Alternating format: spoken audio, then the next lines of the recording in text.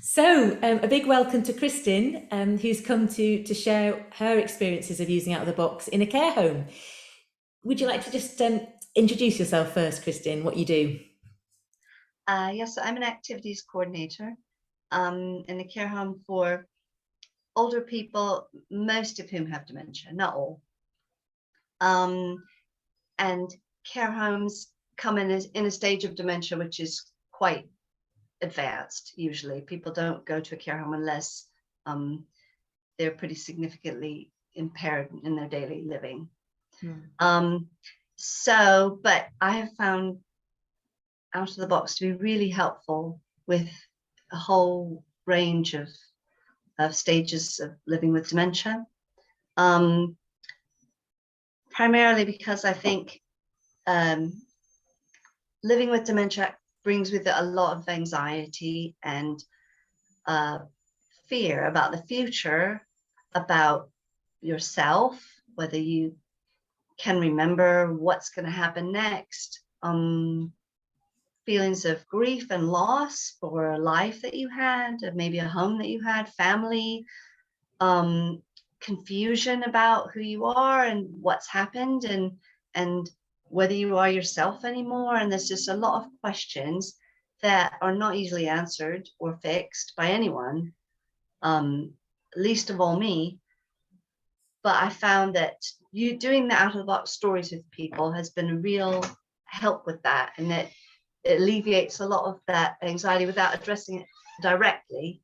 Just getting into the story and letting that play out, however it does, gives people a chance to be heard, and to maybe it's an avenue into their own story, and you might find out more about their personal story, or maybe it's just a way for them to express themselves and to participate in a story, even if they don't have all the words for it. They can participate in moving the parts and trying to understand in whatever way they can. And maybe for some people, for a few people that I do it for, I do one-to-one in people's rooms rather than just a small group. And maybe they're bedbound and they've lost the power of speech. And if you try to imagine yourself in that situation, think how much you've lost by the time you get to that point. Having one-to-one interactions with someone, and just having someone care about you enough to tell a story to you and listen to you and make eye contact, and that is a big deal. I mean, that's in what we call moments of meaningful engagement. It's just finding those moments where you can improve someone's quality of life and show them that they matter and they're important. And I think that Out of the Box stories for me has really helped with that. It's a really good activity for people to do who might struggle to engage with some other activities.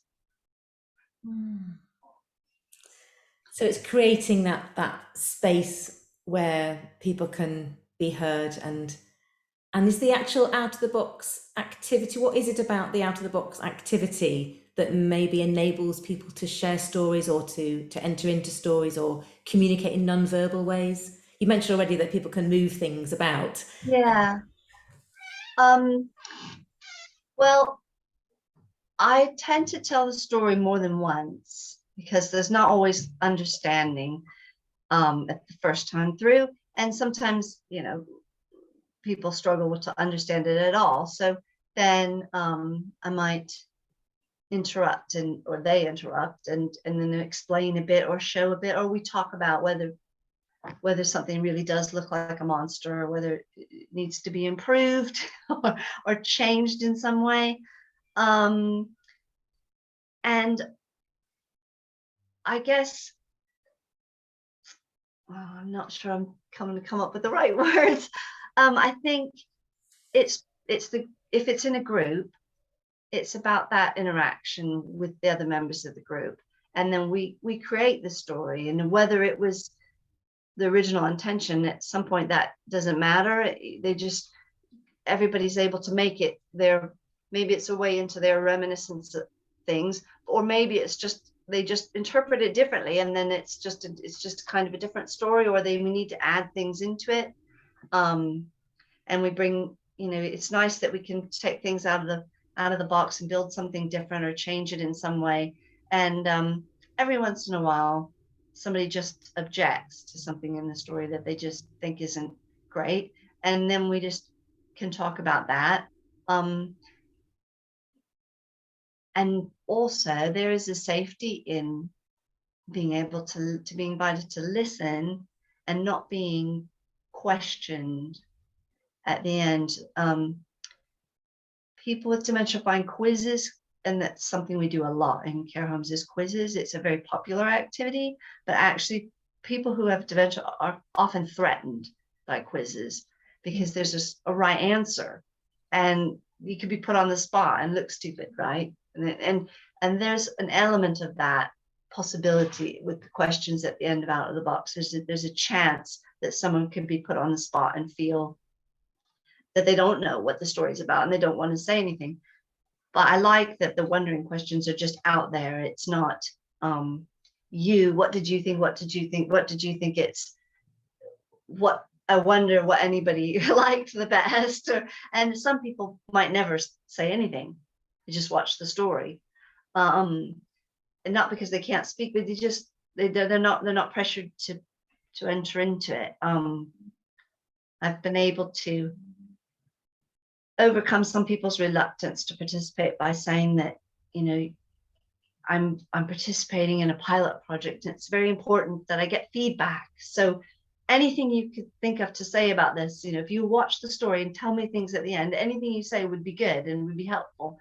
And a lot of people are really willing to join in there because they feel like they have something important to offer, and they're helping me, and they want to help me as we have that relationship. So then they join in for that reason. And then as long as you respond affirmatively to everybody's contribution, then they think they've got it right, or at least a possibility. Now, sometimes the other residents might disagree, interrupt and say, no, that's not what that means, or whatever.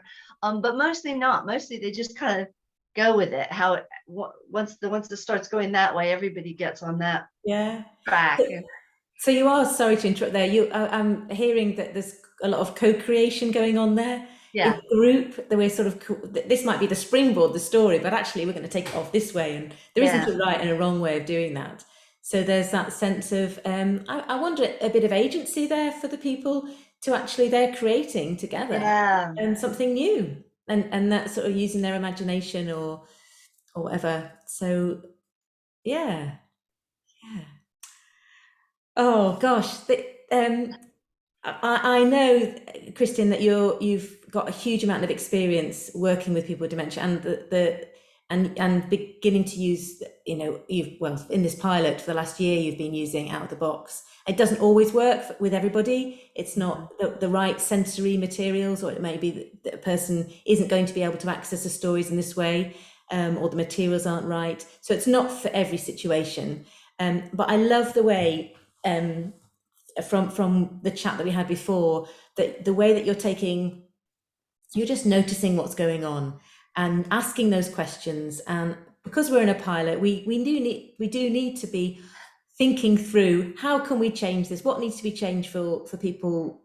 Well, when I say for people living with dementia, that's wrong, because every single person living with dementia has a different journey. So it's not one size fits all. So it really is about saying, this is Out of the Box. Now take Out of the Box out of the box and use it in the way that is beneficial to the person that you're working with. And I see that you doing that, and it's a journey for us all, using Out of the Box in this way, isn't it? And building up those different ways of using Out of the Box and changing it and adapting it. The journey's just beginning, I think. I like that term well-being a lot, and I use that a lot when I'm describing Out of the Box to other people through work and various other things, because I feel like really that's the focus, not the story. Mm. You know what I mean? I feel like really, for me, that's what I'm looking for out of it, is for somebody to feel better in themselves and feel, and like I was saying before, some of those anxieties and fears that we can't do anything about directly No. or fix, just the fact that it just alleviates suffering. It's like any kind of healing thing, isn't it? To the fact that people are more relaxed or more comfortable or feel heard, or I think those that it just enhances their well-being. And what else do you have at the end of your life? You need to have as much joy, as much moments of human authentic interaction and caring that you can get, really. And I think that's attention, isn't it, as well? Just when you give a story to someone and then you listen to their contribution, you're giving them your attention and you're giving them what you have to offer, really. And Yeah. that, or respect as well, perhaps. It reminds me of Lois Howard, who has used godly play with people with dementia in care homes for many, many years. And she's written a booklet, and she talks about it being a ministry of presence. And it's about being present and giving attention and honour to people. Yeah. You did have a story as well that you told me about a lady who isn't living with dementia but has a lot of different problems, which is why she's in the care home. Do you want to just to say what happened with Out of the Box and her situation? Certainly. So she has genuine physical ailments, which are pretty serious, and mental health issues, and also suffers from hypochondria. So she also thinks she has even more things wrong with her than she does, and sometimes feels that death is imminent, and needs instant medical attention. So one day she was in that mode and she was hyperventilating, and she was needing the nurse to come and take care of her because she was dying. In her mind, she was dying. So I said, well, the nurse will come soon, but in the meantime, can you help me with this story? Because I'm just trying to do this story and get some feedback. If you would be willing to listen to the story, that would be really helpful while we wait for the nurse.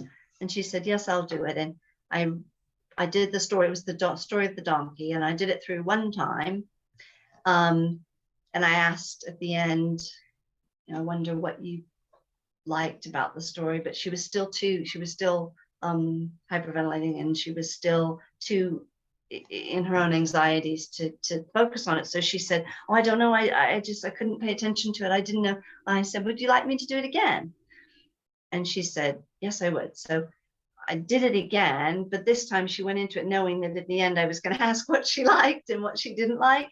So she was really paying attention, and in the course of really paying attention, she started calming down. And then when it got to the end of the story, it's a very short story, but when it got to the end, there's a resolution. The resolution is that the leader doesn't do anything about the donkey that's creating havoc in the marketplace and preventing the traders from doing anything. She goes a different way, And she's not the only resident who struggled with that resolution, but some people really like it and they think it's a really good solution. And they're like, oh, it's really looking at it a different way. You could just go around you. She didn't like that at all. She immediately said, that is terrible. The leader should be fired. The leader should be, how were they ever elected? It's just they avoid conflict. They avoid solving the problem. It's just going a different way doesn't do anything. The donkey's still there and nobody can do anything. And she said, and who knows how long that donkey's been there? It could have been there for hours or days. And maybe that's why it's kicking and biting, and it could be hungry, it could be thirsty. No one's done anything. So I said, well, how could we fix it? And she said, well, we put some food in there. So she picked the blue circles, and those were going to be sugar cubes. And then she made a carrot out of the orange and green, made a carrot to give them. Then we have the bucket, so we gave the donkey some water. Oh, and the people had to back off. The people were crowding the donkey, and that was the problem. So everybody on the paths took a step further back, all the people moved further back, and then the leader was able to go in and take care of the donkey and calm it down with the food and the drinks. And then she said, we need a tether, we need something to capture the donkey. So we got a rope and we put it around the donkey's neck, and the leader led the donkey away from the center of the village. And then she said, but you need a place now to keep the donkey in. Could you build a stable? So we built a stable out of wood. And then she said, oh, it's a donkey sanctuary. That's what it is. The donkey's going to stay in the donkey sanctuary now. It's not going to go back, and it's going to be looked after. And now this is a proper solution. Instead of just avoiding it, now all and we had the villagers go back in and set up their stalls, and we built stalls, and they each had a different kind of produce. And we played out the whole story, waiting for, by the time the nurse finally came, she wasn't dying, so she didn't need medical attention. She was like, no, I'm doing this now. And we didn't say anything else about it, just moved on to the next moment. But I saw that just putting her mind to a problem and coming up with a solution that was completely her own. That's no other resident has done it quite that way, and it didn't come from me. But that was her solution. And almost though, whether, I don't know whether she's playing out her own fears and solutions or problems, or whether she just completely was distracted and absorbed by the story. But either way, she just calmed down and was able to relax and be back to herself, actually smiling, laughing, happy again, which was, to me, that's really transformative, just having only done the story twice. And probably if I would have stopped after the first time when she said she couldn't concentrate on it, it wouldn't have gone there. It was really just a fluke that I said, do you want me to tell it again? Because my instinct was to just quit at that point, because she wasn't able to pay attention. I just suggested it, and she said, yeah, he listened to it again. I did do it very slowly the second time. I was trying to, you can see that I'm not a slow, relaxed person by nature. I have to really focus on slowing down. And so I was really focused. So I was probably going, insanely slow by then, but it did make a big difference.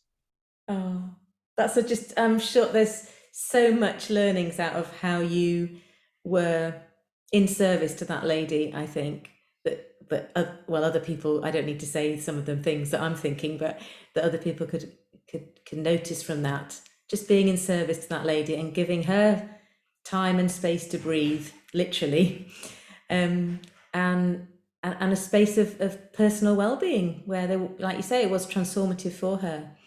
Yeah. Oh, thank you so much, Kristin. I would love to capture more at another time.